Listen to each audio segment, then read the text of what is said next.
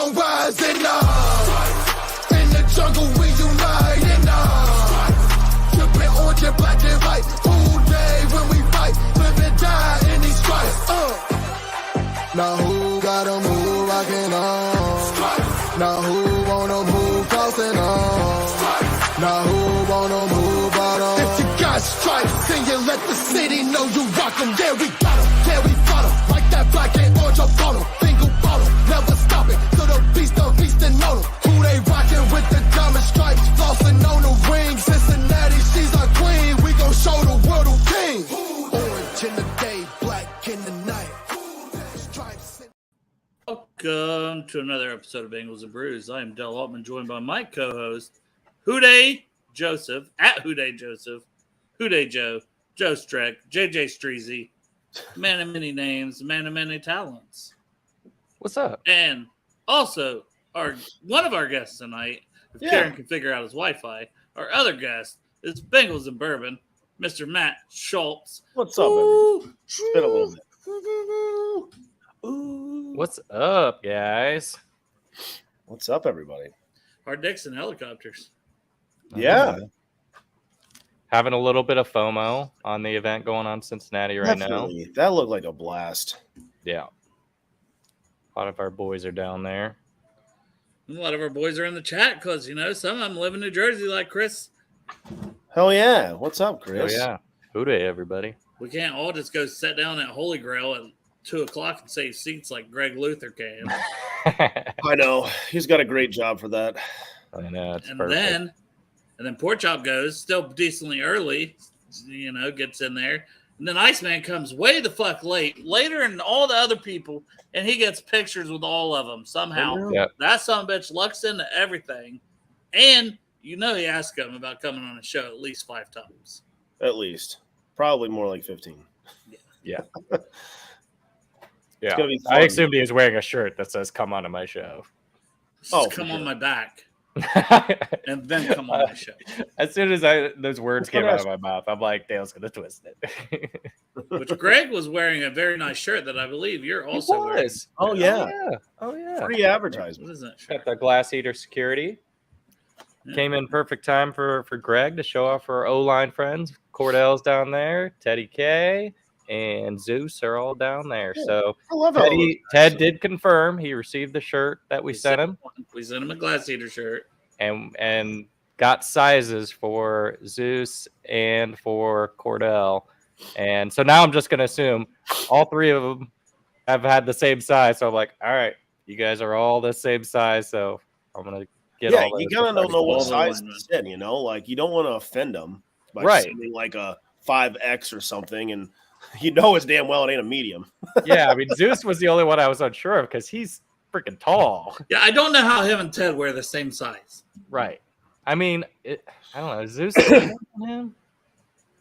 This is 6'8", Right. like And 350. Ted, Ted I mean, is 6'4", I think. Yeah, Six- he's like 6'4", like 340 or something like that. Ted he's a ain't large 340. 330. I thought he was like 300. I thought he was like 3. Either way, He's a big man. seems like a big difference in guys. I mean, they're both huge. Don't get me wrong. Yeah. But Yeah. they wear the same size. It's incredible. I love how they all stay together. Like that, the bonding is already happening with Zeus coming in. They're all going to everybody's events and hanging out. Like that's freaking awesome. Yeah. Except Yeah, I mean, Jonah, this where are is you really at, fitting. cocksucker? Jeez, God. That's too far. We're sending you a shirt too, Jonah. We know you're going to be part of the line. Hey, take it back. Yeah, I think he's gonna use that to wipe his ass now, Jill. Hey, I it's mean, your Alex shirt. wasn't there It's not either. mine. I'm not sending you anything, Jonah. I will send you one, Jonah. I didn't think you should ask for a trade request like that. Like, you should have thought it out a little bit. Been like, hey, right tackles are getting paid. But, hey, I understand. Mm-hmm. Man, do you, man? You gotta do you. You gotta do you. Whatever. Yeah. Speaking of topless, though, I did see he was interviewed. Yoshi was interviewed, and he was topless. No. And my daughter and my wife both think he is very attractive. So, Well, yeah, it's understandable. He's a pretty man. but So is Greg, Ernst- every time we Ernst mention his Smith name, is, Greg gets a very topless. good-looking guy as well. Are we like, calling damn, him Yoshi? Is it? Yeah. I thought it was Yoshi Vosh. Or is it Yoshi Voss? Yoshivash? It's close enough to Yoshi that we're He calling. literally it Yoshi. has how to pronounce his name. It is not. I know, and I still forget. It is not what originally I thought it was. Iasovas. Right. You know? Just looking at it. So it's Yoshi. It's Yoshi Vosh. It's Yoshi, okay? All right. Yoshi, like the Mario. It's Yoshi. No, We're going to get a race between Yoshi and Juan Drago, because apparently it's not Drago, but I still do. Drago. I'm still probably going to call him Drago. Yeah. Drago versus Yoshi, 50 to 60 yard dash. Because, I mean, That could be awesome. dash. One Drago, Drago. Also, a person my wife thinks hot. She thinks everyone's hot but me, really. I think it's a me problem. I think you're hot. Yeah, thanks. I was trying to look up what Yoshi Vosh ran. 4.39. And what did Turner run? I thought the official was like 4.43. And Turner ran a 4.26. But Oh, maybe this wasn't official. They said best timed at we the dash. got to so maybe figure it's it probably out. unofficial. So what's 60 meters? 60 meters is what as far as That'd probably be like around the We- 5 to 6 second mark. We need Kieran on for that one. well, because Yoshi set a 60-yard record when he was doing the heptathlon. 60-yard dash record Oh, yeah. 'Cause he's in the trucks. heptathlon. So you got him with the 60 meter, and then you got our guy with the 4.26, Drago on a 40-yard dash. So gotta figure that out. The And 20 get them yards. to meet in the middle. They got to meet in the middle of those two things. Yeah, that'd be fun. Mm-hmm. Yeah, we don't have anything to talk about, chat. By the way, so as you can already I tell, think we're we like could talk about more. We could talk about what we thought of the draft if we haven't covered that 20 times. But No, we haven't covered that at all. There was a All right. draft. stranger Dale something. hates the draft.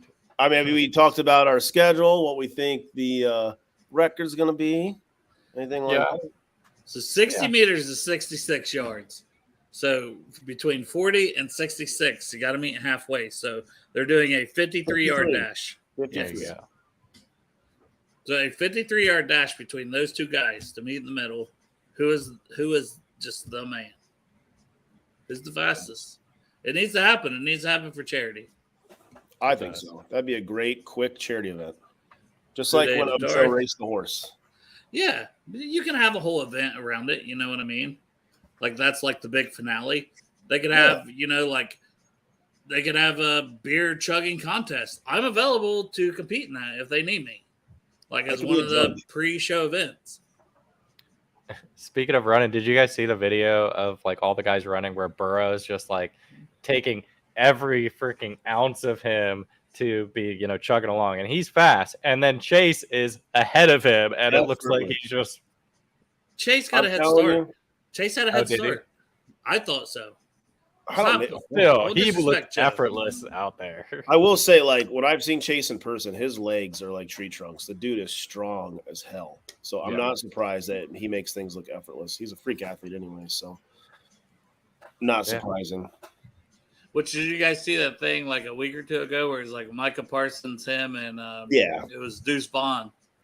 Like Parsons was like blowing them out, and I'm like, that is not fair. Parsons is an absolute freak. He's a freak, man. He's a freak of nature.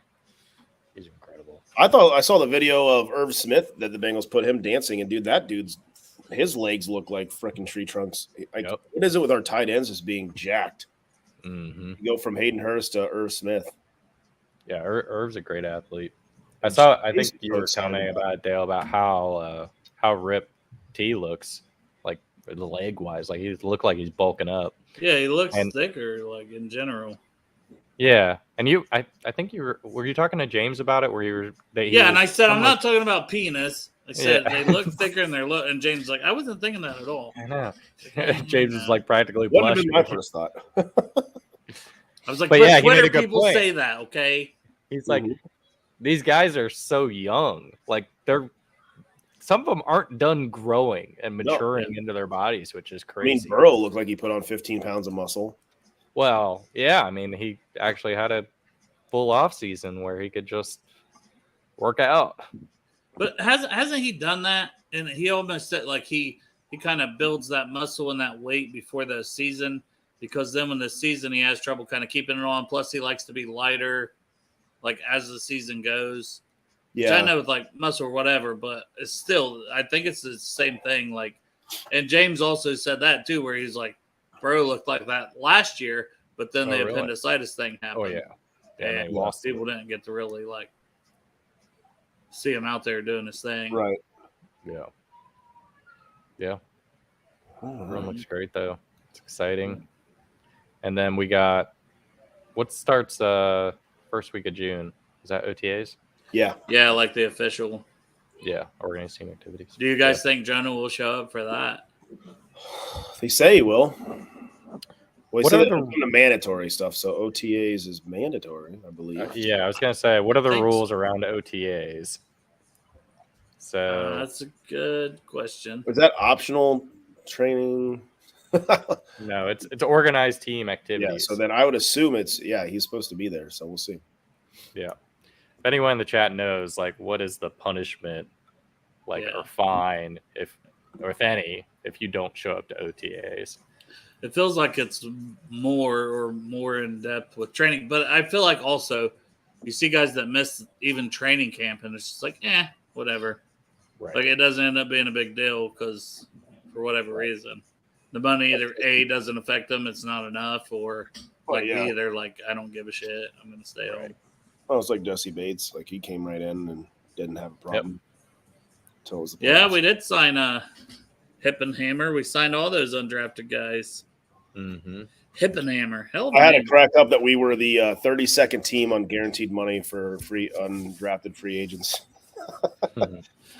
And people are making a big deal about it, which I mean, I guess I get it a little bit when the difference is like 1 point something million to 35,000. There's a huge difference between. I don't blame them. Why would you spend money on guys that have like a 5 to 10% chance of making the team? Yeah. Yeah, I mean, how many of those guys made our team last year? Well, how does it work then? If they get that guaranteed money, though, does that entice them to stick around on the practice squad for? That's true. Like, that's kind of that would be a reason why I would want to give him a little more money, because it's like, hey, we really like this guy and we don't want him to just go somewhere else, and he would have the option to go to another practice squad for more money or something. But if we paid him this, does that lock in? These are all things that we should maybe figure out before we get on the show and just talk about it. Yeah, I know. We're just kind of doing this all on the fly. It's fun to wing it, man. That's what chat's for. They can help us. Well, and I thought the guys had to clear waivers, because remember there was what was the one receiver last year that we wanted to keep him, but Jacksonville claimed him. Yeah, God. What was his name? He was our favorite. Oh, yeah. I know who you're talking about, and I can't think of his name. We just mentioned it the other day, too, on one of our shows. Not Lassiter. No, because we still have Kwame Lassiter. It's like not like a huge – somebody in the chat will have it. The guy we lost Would last have year been was used balling like out. in the mid-season if we would. But look at Greg here trying to flex on us. Like, oh, me and Boardrop's hanging out with Cap and Jess at the Holy Grail. Greg, no one cares.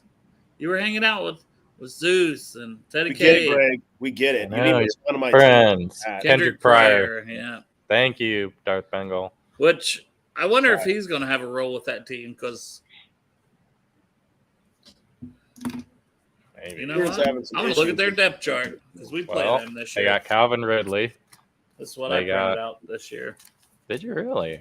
Today. God, you killed All so the many depth trees. charts. Yeah, and you're just on your computer and getting to it faster than I can, huh? You already have it up? Do you have it up?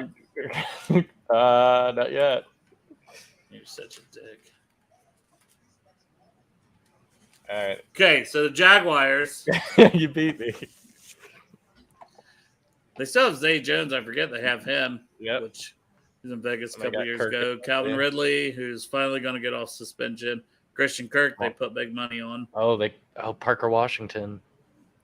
Yeah, they drafted Parker Washington. Tim Jones who's Tim Jones? Who the fuck's Tim Jones? I don't have him listed. Yeah, he's there. He's behind Ridley on this depth chart.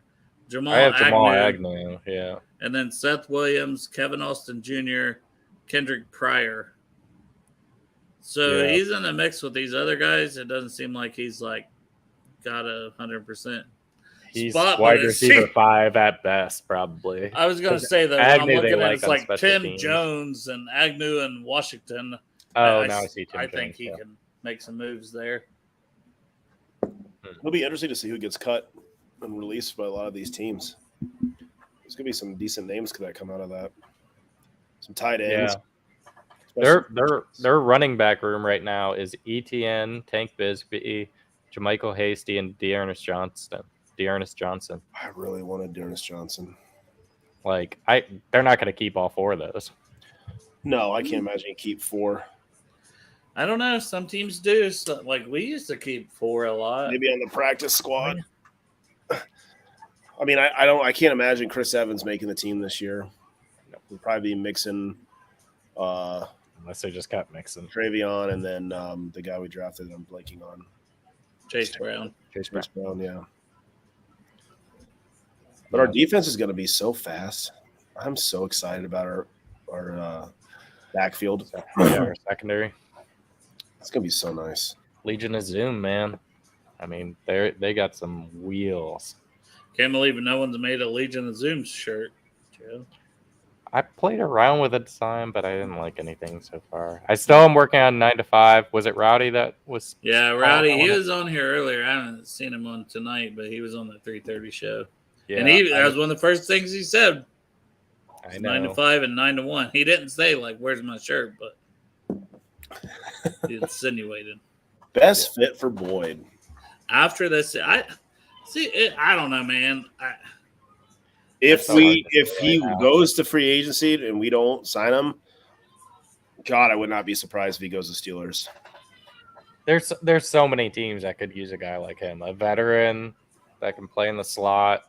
I mean, sure hands, good Just production. him being from I mean, Pittsburgh, playing college ball there, like it would not surprise me one bit. Baltimore always needs receivers. They'd probably try to get up the way like Hushmanzada left for them. Mm-hmm. Yeah. Yeah, I don't have a good answer for that. I mean, maybe Hard to anybody, say. but it just depends too. Like, how well does he get dinged up again this year? Because injuries start piling up, and as you're closer to 30, you know, Oh hell yeah! sometimes the fall I know comes about that. quickly. Unfortunately. What's up, Matt? I know Matt's been working a lot. So Matt, We might want, well, yeah, he might like, want to stay. Just a Yeah, matter he of how might- much he wants to stay for. It all depends on Exactly. what they want to get paid and what they want their role to be. and bringing in Charlie Jones is a clear way of saying, like, well, if you really want to, because I think they would obviously love to keep him. He's a leader. They like him, but If it's we like win a we have ring, to be he's gone. prepared. Yeah, If we You have win to a be ring, prepared. he's gone. He's just gonna take whatever payday he can get. Oh, for sure. And I hope that's what happens. Honestly, Yep. I hope we win a ring. yeah. And And that's the thing, man. We got this whole season, so like you guys, we don't have to say goodbye yet. That's a good thing. Nope, we don't. We can I say hate those goodbye videos. Damn it! That AJ Green one really touched. That hit the heartstrings. So they did that. there's a good chance we could see like Tyler Boyd catching a game-winning pass in the Super Bowl. Well, like Kelsey Conway And interviewed then with nothing else matters. Juice and Mike Hilton. They said he has the best hands out of all the wide receivers for Tyler Boyd, and he does. I mean, he doesn't drop balls except for in the Super Bowl. Which I would another reason Charlie Jones, man, he only had like 3 drops and like 156 targets or whatever. This is an insane amount. So Sorry, go ahead. no, I was just saying maybe that's like what enticed them about him so much is they know how reliable Tyler is and Oh, you know why they. well, were and he so opens up interested. everything for so many people because they have to cover him. Somebody's got to be on Tyler, and he opens up the middle of the field. I think a lot for tight ends or T, Yeah. and it gives a lot of fun to run Jamar into the slot. I didn't realize how old Charlie Jones was. Like, isn't he? Like, 'Cause I he know was he's 6 older years, than Chase man. and He was Higgins. Buffalo for a few years. Then he was like transferred to Yeah. Iowa, had to sit out a year, and transferred to Purdue. Was he like 23, 24? I'm looking it up. He is 24. Oh yeah, he's got for in the NFL receiver maybe 5 years. and he's going to be 25 in October. Holy shit! 5 years would be his max then, unless he turns into a Cooper Cup. Yeah, he But could be a Cooper Cup. Yeah, and that's the thing. If he comes out and he's balling from day one, no one gives a shit that he's turning 25 in October. Nope. You know? Nope. It's like, hey, Uzama, he's still felt around these parts. I don't know how the fan base would be if Uzama came back. I don't have any ill will. I mean, there was that one interview with like the Bussin' with the Boys crew that he definitely painted in the light of like they don't want me, they didn't, and it's like no, it's not that. You just you got paid, bro. You got paid somewhere else. Price Good for you for what they think people are at their age, what their productivity is, and that's their price. They're not going to come off of it. And the Jets had to pay you more because Zach Wilson was throwing you the ball. How'd that go? How that played out. How'd it go? Did you have fun? Did you have a good time?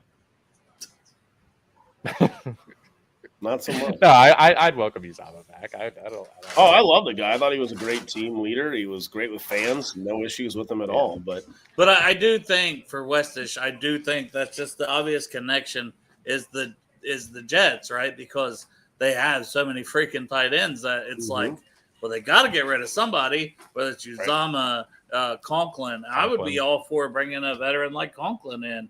I don't think they're going to get rid of Rucker. It's only his second season. He was a third-round pick, but I would be okay with that. But they went ahead and they drafted our Kuntz, right, in the 7th round. So it's like they just keep adding. Yeah. It'll be, who does Aaron like the most? Who does he like the least? And that will decide Aaron who's there. And they're still probably not going to make the playoffs. So, But yeah, I don't. Uzama, and that's the thing, man. I said it a couple weeks ago. I said, as long as they help us win on the field, I really don't give a shit. No, what they said in the past or this. I just want to win a fucking Super Bowl. Yep. Yeah. We're so close. We're so close. Dart, I kind of feel how Dart does. Like, I'd welcome him back, but like, am I going to be excited that he's going to open up some big part of our offense? Like, I don't know. Here's the thing: a healthy Irv Smith is a way more explosive, exciting pass catching tight end, and it seems like the Bengals are wanting a pass catching tight end. I mean, we saw how Chase was like super excited that Irv was coming to the team, like pumped. So as long as Irv's healthy, like Uzama will be coming in as number 2 depth, and he was a solid blocker. Like I would be fine with him in that role, but he ain't walking in his fucking door and being tight end 1 from day one. That is Irv Smith's job. Zach Taylor flat out said it. How was Irv Smith on blocking? Because I forget.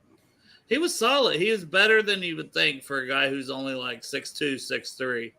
But his like PFF grades and stuff was like toward the middle of the pack, maybe a little lower, but so was Hurst, was lower. And then Hurst had a little better year.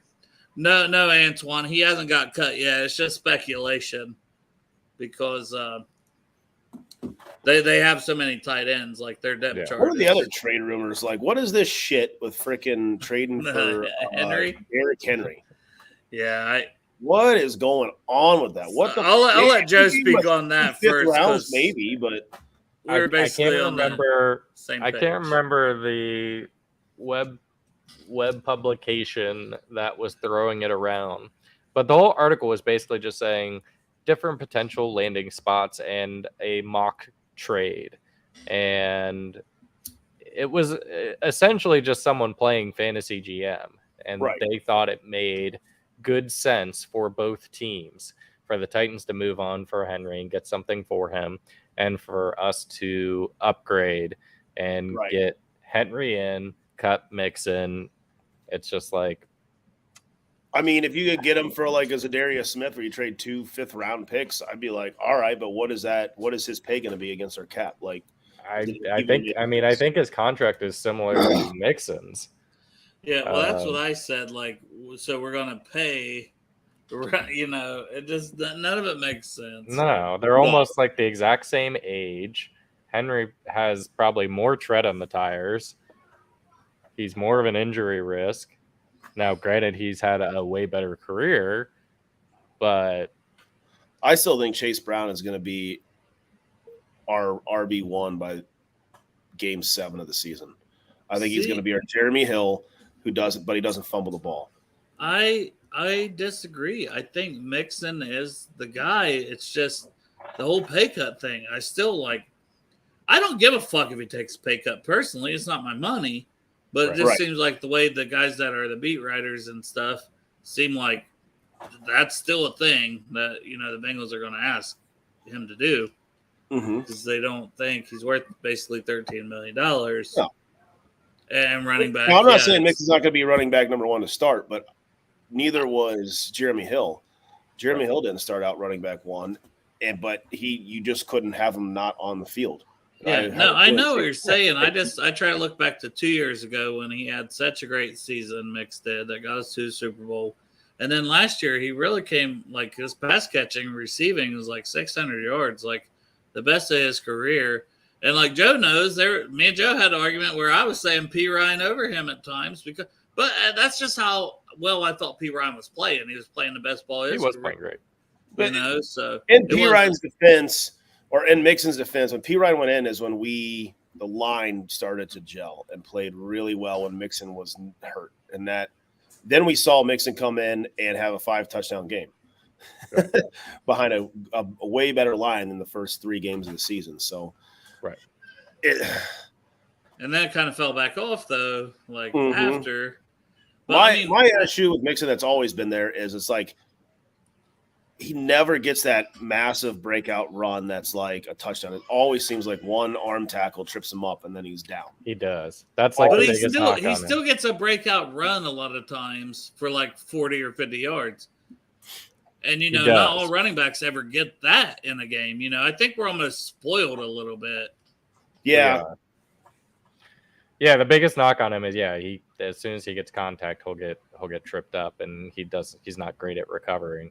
But yeah, I mean, he still had, like, I would argue, when me and Dale were arguing Mixon versus P. Ryan, I'm just like, Mixon is just a way better prospect. He's more explosive. He's more elusive.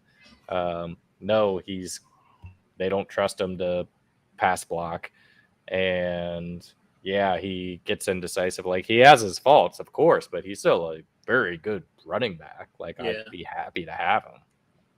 Yeah, I mean, where would you guys slot him in overall in the league? Like, that was something that Dusty brought up earlier. That's a good question. Said some people say he's not top 15 or he's not top 20, and he's like, name 20 that are better. And there's no way I can name 20. I was going to say I'd have a hard time, I think, naming 15 that are better overall. I still think he's in that top 10. Maybe just falls under top 10 for running backs with Mixon. It's so hard with running backs because, as you start to – they have year to year, it changes. Yeah, and you got so many young guys that are coming on that just like, Breece Hall only played, how many games last year? Amazing. But, I mean, he looked amazing. So is Breece Hall better than Joe Mixon? I mean, probably. That's when you get, I don't know. And maybe we'll just get the whole list of running backs one day, and we'll go through it on the show and try to rank it because that'd be fun. Well, then the other thing you got with that Mixon that everybody knocks on Mixon is he's never the third down back because the blocking is not there, and that's what. Yeah.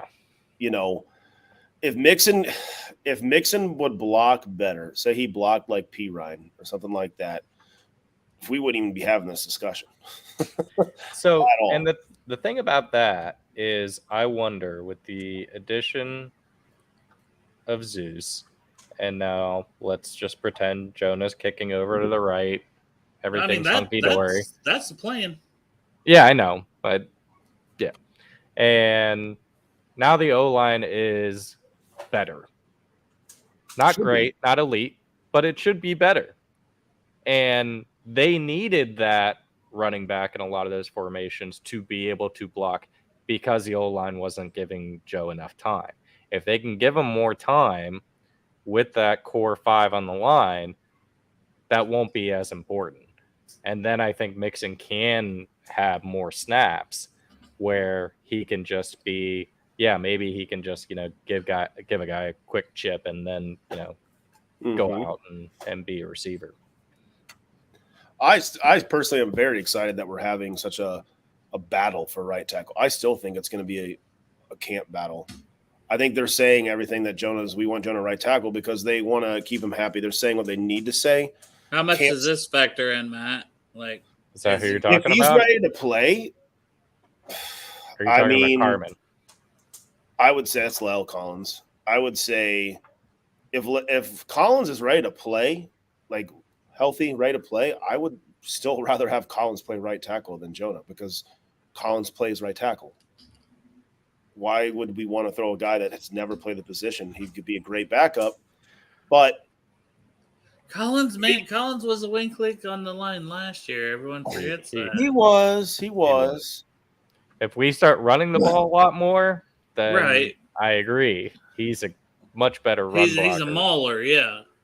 But as a pass blocker, man, when he gets beat, he gets beat. But I think it's a good problem to have that we're going to have 3 guys battling out right tackle that, quite honestly, 2 of them would be a starting right tackle on most teams. I felt like during some of the press conferences, LC was barely mentioned as far as battling for the right tackle spot, meaning they are pessimistic on him being ready for camp. And he's saying all the right things, but he's got 10 million reasons to say those. LC is. Yeah. But even in Burrow's press conference, when asked about Jonah, he talked about Jonah and he talked about Carmen. Didn't mention LC when talking about right tackle. No, that's what I'm saying. I think LC, when he come out and talk to everybody, sticking on that.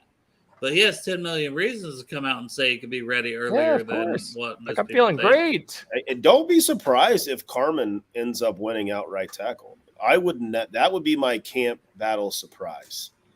But they're going to have to cut one of Collins or Jonah. Period. If LC goes on pub, then they won't. Not right away. Yeah. I think that feels like the most likely scenario that LC goes on pub. No matter how many interviews he says, well, I think I could play right now. Right. I still would not be surprised if Carmen wins out right tackle too. It just depends. I mean, Jonah could really struggle at right tackle. We don't know. Well, we're going to see in preseason because he's going to have to play a lot of reps. Or are we giving Carmen too much credit from playing an average left tackle for us? He might have. I'm just saying because he had a chance to win the right tackle job when he got here. He's had multiple chances to win the right tackle job. Well, as we all know, his head wasn't there, and it seems like he's gotten that on track and gotten his confidence back. And I hope the best for him. I'm glad that we're having a camp battle at right tackle and saying, well, this is what we got. This is what we're going to have to deal with. It's nice to be like, okay, well, we're going to put 3 capable guys and see who's the best instead of just settling for whatever we have, and that's what we got to go with. So week 1, gun to your head, who's the right tackle? You go just first. Gut feeling. I got to think for a second. I'll say Jonah just because, like, it seems like, hey, that's not what he wanted, but he's not going to turn down $12.6 million.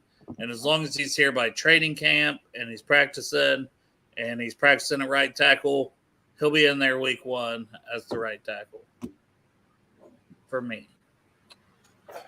Yeah, I'm with you. I say it's Jonah. I would say if he's on the team and they're paying him $12 million, he's playing right tackle. It's going to be Jonah.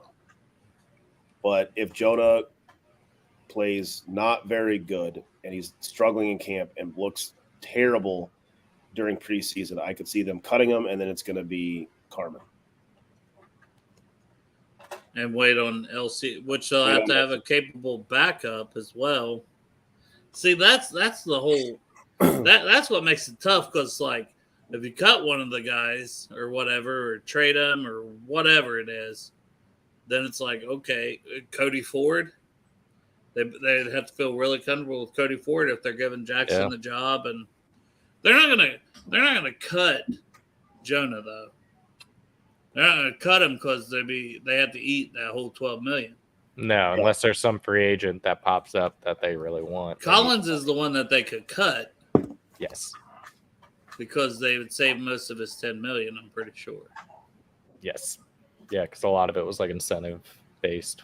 Well, they could keep all three and they could cut Adeniji. Yeah, but that's not going to affect the money. Like, no, I'm saying like when you're originally saying like they're going to cut one of those three, but I wouldn't be surprised if Adeniji ends up being the cut. And I like that guy, but he could be the odd man out. Yeah, him and Deontay Smith, to me, neither one of them have like jobs right now. Yeah, they're going to have to like. But the Bengals liked them. They drafted them. That's the thing. They've clearly trusted Adeniji more than they have Deontay Smith. Deontay Smith was still staying inactive with all the injuries. Yep. Last season. Yeah, I wouldn't be surprised if he gets cut. I could see Ford getting cut too, because they only paid him like a little over $1 million when they signed him for free agency. Yeah, but I mean, they signed him and they signed him decently early. Like I don't know. They see something. They keep saying right tackle, which I'd be very don't know. nervous about that. Yeah, I'd be very nervous about that. I think the ideal scenario, and you guys can say if you disagree, but would be Jonah playing right tackle, and even if he plays at average, that's honestly about what we could hope for the last 3 to 4 years at right tackle, especially when we get into Adeniji playing. You know, it's been a lot worse than that. And no knock on Adeniji, it's just he's had to move all around everywhere. That's not easy for a guy either. He was coming in. He was doing well last year as a swing tackle, you know, and the extra guy, he was playing really well in that role. But then putting him full time at right tackle it was tough. It just didn't work out. And it didn't work out in the biggest moment. But yeah, Chris Jones wrecked him. Yeah, they were like, "Hey, we're going to put Chris Jones here, just yeah, you know, they just on the outside." Yeah, I mean, I think Jonah is a big, not a big upgrade. It's an upgrade from what we've had the last two seasons. If he just plays it, and then I'd like to see Carmen be the swing guy to start. That way, he's playing and he's getting snaps because we see now he filled in at left tackle. It was very solid. It was. I'm not going to say it was amazing or anything like that, but it was very, very solid. And it surprised a lot of us because we're like, well, but that was his natural position. So that's why I also wonder about right tackle, you know? Yeah. So if he's the swing guy and if something happens left, bam, he can come fill in left tackle, but also just playing, you know, left, right, heavy sets, you know, he comes in and he's that extra guy. And he's getting snaps, I think that'd be good for him. Keep him active all year. Yeah, and my whole thing is like, I don't even know how, like, I feel like we as fans have been a little too caught up and got to address O-line. Like, do we? It feels that way just because of the way the season ended. But we were down 3 starters and against the team that won the freaking Super Bowl. And we have a lot of bodies. I think that was like Dan Horde that said that when we had him on. He did. Yep. Yeah, we got a lot of guys. So, you know, it's not a big worry to me. Like when we brought in Zeus, I feel rock solid at O-line. Like I really don't have much of a worry going into this season. I really don't. Like there's nothing on any part of the team that I'm like, shit. You could say safety play because we don't know. Safety is the biggest question mark. And then you could say, okay, maybe O-line on the right side because if I'm the Browns, let's go week 1. If I'm the Browns, if Jim Schwartz isn't throwing Garrett on the right side, well, they got Zadarius Smith, so like they've got a guy to throw. I mean, they're going to be hammering our right side and switching guys all over the place. They're going to be trying to get home. I still think we'll win that game by 10. I think we just will, just because I don't think they're going to be changing their offense. They got new guys. I still think Deshaun Watson's nowhere near going to be at his 2020 level week 1. We know what our offense is. We know how we're going to play. It's just going to come down to – it still comes down to protecting Burrow. And so far, this is our best line we've had since probably 15. Now, I love our fan base because we all think ahead because we've seen the injuries, though. Like, we're saying, like, oh, it seems good now. But then you got things like this, like Ken saying, does Ben Brown take the backup center spot over Trey Hill? Because he was an undrafted guy, but he had 4th, 5th round grade on him for Dane Brugler. And I think I had a 6th, 7th round grade on him. A draftable grade when undrafted. He got hurt. So, number one, we don't know where he's at injury-wise, but I think he has a chance. Trey Hill hasn't shown anything that's like, oh, my God, this is my spot. If we would have drafted a center/guard, it wouldn't have surprised me at all. I still think that is something. And then, to follow that up, Chris said he's a little worried about backup guard. Kind of goes along with that. Well, in that respect, I still think if the money works, you go get Dalton Risner. I've been saying this for months. He's still sitting there. That is a solid backup, if not starter. And you make Volson a backup, which is not going to happen because they love Volson. But, God. But Risner has been a starter for 4 years, and he's been damn good. Like, very, well over mediocre. Like, his grades were, 10, 12, 14 on PFF. It's true, but he's still sitting there. Like, maybe he'll take that pay cut just to play. He doesn't want to probably sit out a whole season. No, I'm with you. Like, I've been with you on that. I'm just saying, like, where we've said with Volson, but I think, like, if the Bengals, like, make Volson the guy who, make him be – because Volson played right tackle a lot in college. So it's like, maybe there's your backup right tackle. You could solve a lot of problems, I think, by breaking in Risner. I would feel a hell of a lot better about the depth at guard and potentially right tackle by having Volson as. You got to do what's best for the team, and we can't go off of last year he was our favorite. Well, I don't care. It's this year. We need the best team on the paper this year that we can put out there. Yeah. And maybe he takes a step and he becomes like a dominant left guard. I mean, it wouldn't shock me with Volson though either. No. Dale, I know you probably talked about it on one of the afternoon shows, but Jackson Kirkland, did you watch much on him? So he played a lot of tackle, but I know he also played some guard. Like, is he an interior depth piece for us if he makes the team?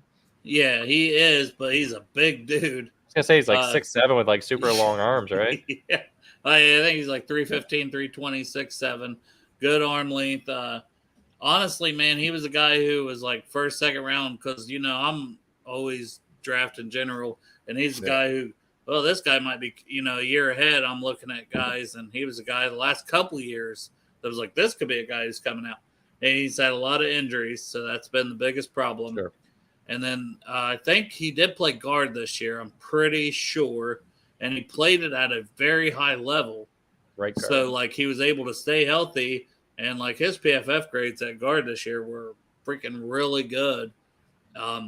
If he could make the roster, it wouldn't surprise me one bit. He doesn't give you, obviously, the center guard versatility that I still – because, to me, that's the spot that if you had both of those, you'd be more likely to stick because they already have Cody Ford that can go guard tackle, Adenji that can go guard tackle, Deontay Smith that can go guard tackle.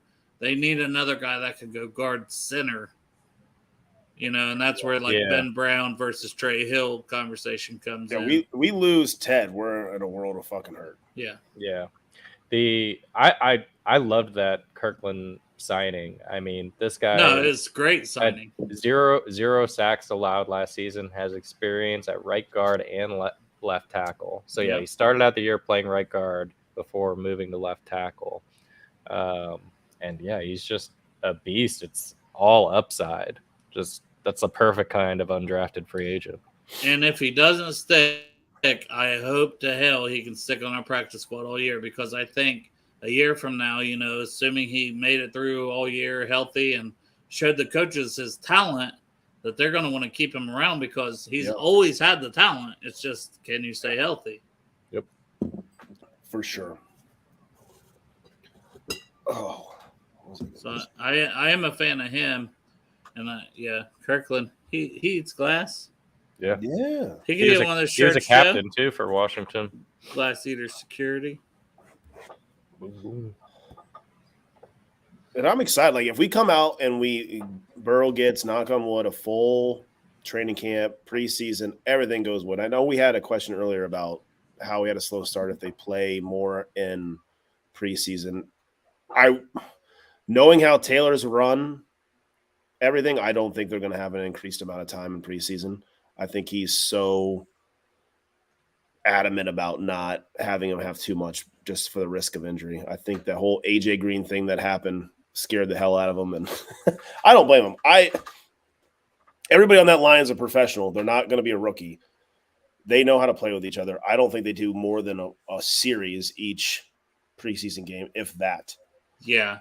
Yeah, he didn't mess around, even though we wanted to see the line get some snaps and gel. He didn't mess around with it, which they were dinged up last offseason. So if they're healthy, maybe they do get a series or two where they didn't get basically any last year. But, yeah, he's not going to put out Burrow, and he's not going to put out those guys. Like, they're not playing in the preseason. Yeah. Like, there's just no point. Like, maybe one series, one game, week 2, probably. It won't even – like, we have the week 1 as the home game versus the Packers, but I'd be shocked. They're not put Burrow out at all against Washington. Swear to God. I don't want to see him out on that field ever again. That's the week 3, right? That's week 3. So he's not going to be out there. No one will be out there week 3 versus Washington. But what I'm excited about is we have an opportunity to go 2-0 and 2-0 in the division right off the bat. And that people were like, "Oh, do you not like that?" And I'm like, "I love it because if you win those games, boys, you're a commanding lead in the division, and you're starting off 2-0, and then your schedule. We have like a hard beginning of the schedule, a hard end of the schedule, and in the middle is pretty mediocre, in my opinion, on severity of toughness. So you go and you win those first 2, and then you go into Monday night against LA, which I think will be an absolute crush job by us. We should beat them by at least 2 scores. I hope so. But Ken, I disagree. I don't think we let the line play a lot.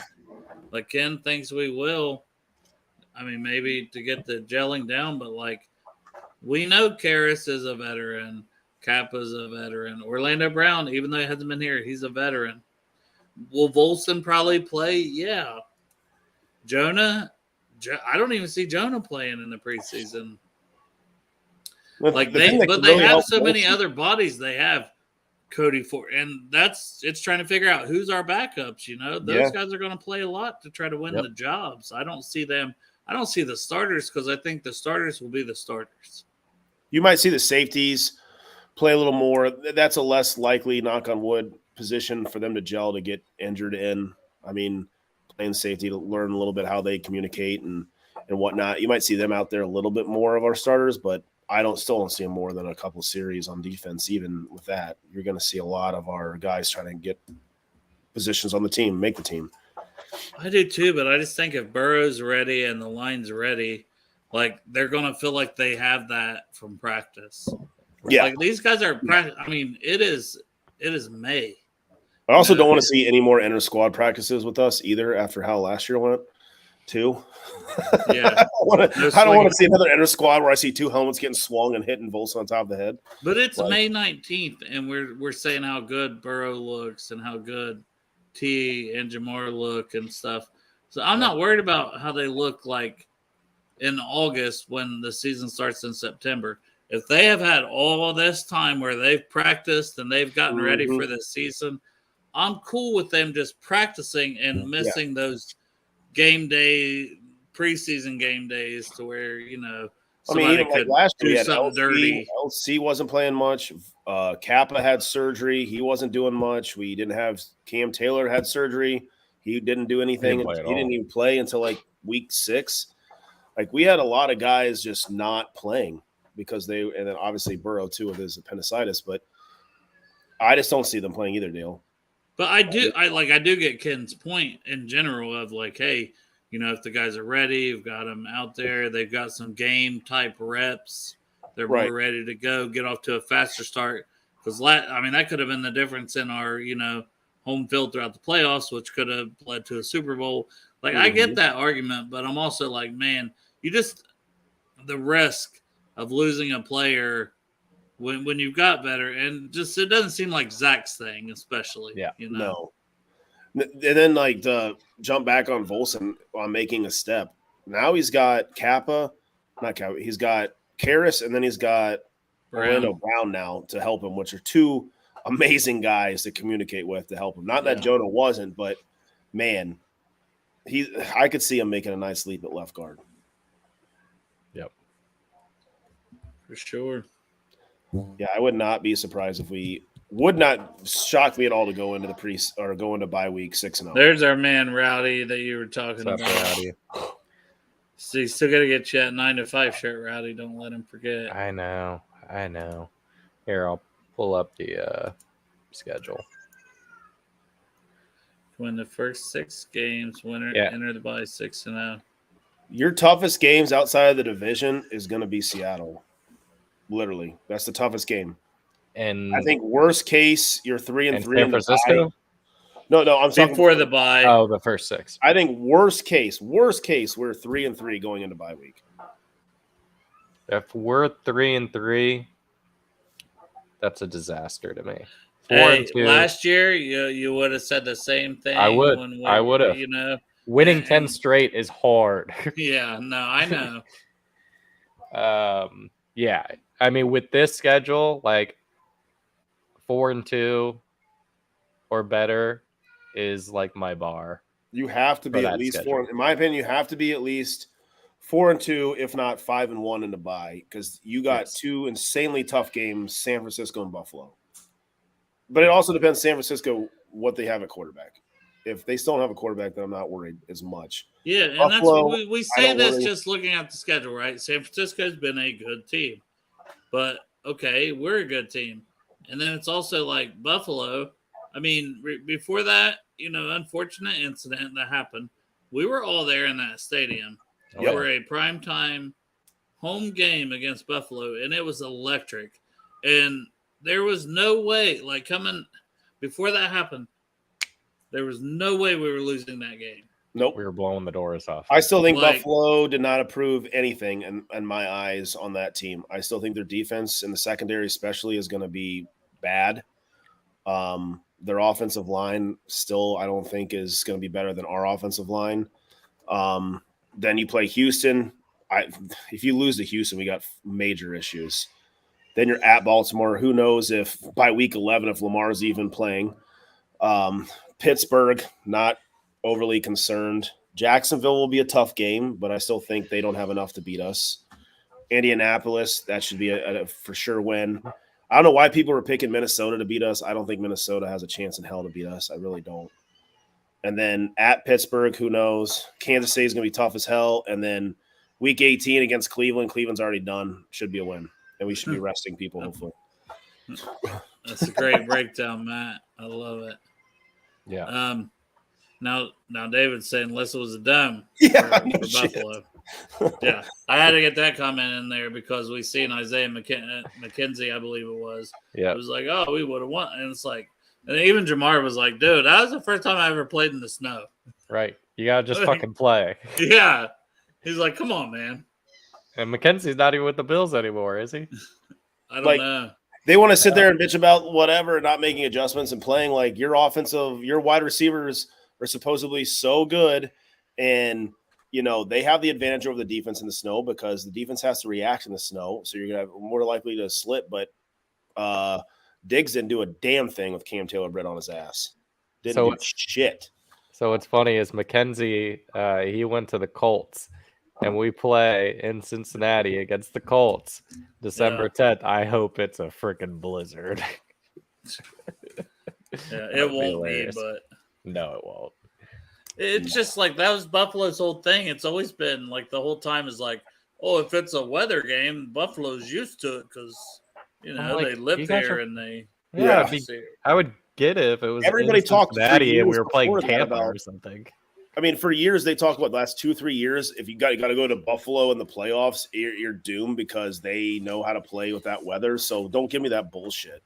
Right. Like you guys talked up your home field advantage with the weather, so kick rocks, in my opinion. It's just hilarious to me is some of the excuses that will come out because it's like, It's so petty. I was just shocked that came from a player. Like, yeah. fans want to just, say stuff, whatever. Man, they just really wanted that coin flip, and they really wanted that dome, that neutral site. But my only gripe with the entire schedule is having a week 7 bye. That fucking sucks. It's earlier in our week 10 we've had the last couple of years, but man, that schedule, come on. Like, I was like, oh, is this what it's like to be a good team that the league kind of favors? You can look at all the every year everybody goes on, oh man, this schedule this, and then the season starts, and then teams way underperform or they have major injuries, and then not even that though. You could usually be like, oh, here's 3 road games in a row, or we're traveling back and forth. We don't have none of that bullshit this year. Like, there's really no excuses. No, they gotta go. They gotta go out and perform. Yeah, and I think they're going to. Like, I don't know, man. The way the season ended, and you literally got fucked by the referee. Matt, you almost stopped being a fan. You almost stopped watching NFL. You remember that? I try not to think about those dark hours. my man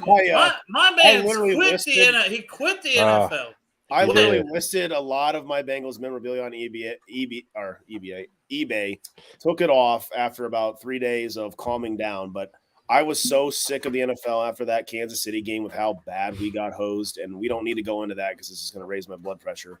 But I was very upset with how blatantly obvious the NFL wanted Kansas City in the Super Bowl. But I mean, I'm just saying, if we think back to that, not to bring your personal pain up, but the players were pissed. The players were commenting on how much bullshit it was. Like, I don't think they've just magically forgot that. No. Like, I think they're going to be motivated and they're going to be hungry to, like, host as many home games as they can, because at least if they're going to fuck us, they're going to have to fuck with their whole city. And they know how close we've been. The players know. We were in the Super Bowl. We were another blown fucking call away from winning. And then we're another multiple blown calls away of going back to the Super Bowl. I still, in my life, have never seen an NFL game where both teams end on a play and they all leave the field and then get called back to go play again. And then the same goddamn ref call pass interference the very next play. Yeah. God. I mean, it's officiating has never been worse across the league. Like, and then Roger Goodell, he says it's the best it's ever been, and he's fucking making love to Chris Jones after the Super Bowl. Yeah, I don't care how you touch the quarterback. I can't believe he said that with a straight face. It was damn obvious, my friend. So we got to keep that same energy as fans too. Like, we got to fucking replay that shit in our head every fucking game before we go in that stadium, and it'll be loud as fuck and represent for the home players. opener is going to be nuts. Dale and I will probably be almost blackout before we walk in because it's our birthdays against the Ravens. It's also birthday party. The city is going to be freaking nuts because it's apparently Oktoberfest in Cincinnati the same weekend for the home opener. So you're going to be blacked out before Sunday. Then you're going to be blacked out the whole weekend. I'm going to be a little hungover Sunday probably before we get in there, but it'll be fun. Yeah, so if anybody's looking to come to a game, you might as well come to the home opener September 17th, because that is my birthday and it is my boy Matt's birthday. It's going to be share birthdays, and we couldn't be happier about sharing birthdays. And to go 2-0 and win on our birthday, I will love and beat it. The Ravens. Oh, that's gonna be fun. That's gonna be so much fun. All right, man. Let's wrap this one up. Appreciate everybody tuning in. Joe, I'll let you end this bad boy. And before we go, you can check out look at that. Our merch store. Like that. Glass Eater security shirt. A lot of Boston Bobcat shirts. Thank you, everybody that's been purchasing them. I just saw some people posting some pictures of the Chuck Sizzle shirts. They came out awesome. So thank you, everybody. That was a woman that was wearing that shirt. And my God, the thirsty man on the internet. Y'all got to chill. I don't know if any of you in the chat that was on the Twitter was like, follow me back. And it's like, oh, God. They're shooting the shots at the woman wearing the Chuck Sizzle shirt. I didn't even like, see that. Maybe it was Chuck's dad. Who knows? I was like, poor lady, she's never going to buy a shirt from us again, y'all thirsty motherfuckers. Buy a shirt. That's how you can represent. You don't have to mind fuck this woman on Twitter. Link is in the description of YouTube. Get to our Twitter page. We also still got koozies available. Thank you, everybody, for anything you guys can do to support us. Really helps us. We're not making money off of this. We're just trying to pay our expenses to keep this show going, having shirts to the fun. linemen. Yeah. Yep. I know. And they So wear basically, them. any Awesome. money we've made, we're basically reinvesting it now to buy shirts for all the offensive linemen. And 3XL is not cheap, people. no, they charge you extra for those bigger sizes. Matt, anything you want to say before we roll out? Thank you for having me on. It'd been a while since the draft, and it's been fun. I've enjoyed it. Hey, you know you're always welcome on. You're just always busy. 4 kids makes you busy, man. Yeah, 4 kids, social life. Sexy still wife. laying that, sexy wife where you're laying that pipe like on the reg. Your wife still likes you, unlike mine. See, that's why I got all kinds of time to podcast. I tried to touch my wife. She's like, "Get away from me!" Yeah, that's not true. She's always after you. It's mostly true. All right, who day,